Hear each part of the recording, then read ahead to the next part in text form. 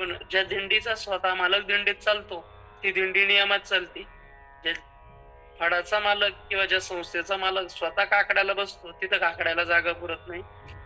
तसं महाराज आपल्या सर्वांना ज्यांनी संघटित केलं या ग्रुपच्या माध्यमातून, त्या ज्योतीताई आज अति आजारी आहेत. म्हणजे अक्षरशः वंदना त्यांनी मला कॉल करून सांगितलं, की ताईंची आज प्रकृती अति बिकट झालेली आहे.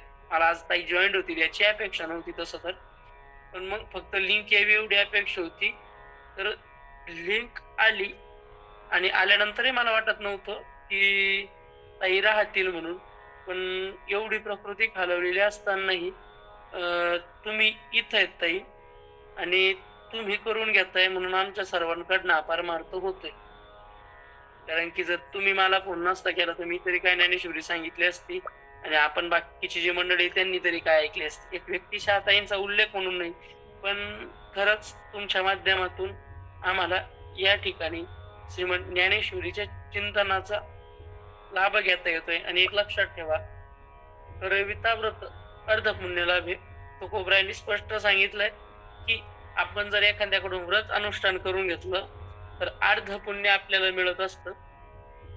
तर अर्ध मिळू न मिळू 25% जरी आलं, तरी आम्ही जेवढे त्यांचं 25-25% मिळून सुद्धा तुम्हाला भरपूर पुण्य भेटेल. कारण की ज्ञानेश्वरी हा काही सामान्य ग्रंथ आहे असं नाही. साचाची बोलाची नव्हे हे शास्त्र, पै संसार जिनते शस्त्र, आत्मा उतरविते मंत्राक्षरी आहे. परमात्म्याला प्रगट करण्याचं शास्त्र म्हणजे ही ज्ञानेश्वरी आहे. ही गीता आहे आणि ती तुमच्या मार्फत आम्हा सर्वांना चिंतन घडतंय. म्हणून पुनश्च एकदा तुमचे धन्यवाद व्यक्त करेन.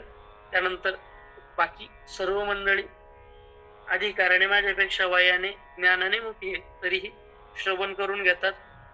म्हणून तुम्हा सर्वांना विनंती आहे, तरी न्यूनते पुरते, अधिकते सरते, करून घ्यावे हे तुमते विनवित असे आणि आपल्या उपस्थित असणाऱ्या देवा तुला पण विनंती बाबा, तरी तुमचे केले धर्म कीर्तन सिद्धी नेले, एथ माझे जे उरले ते पायी कपन पुंडलिका आवडते हरी विठ्ठल श्री ज्ञान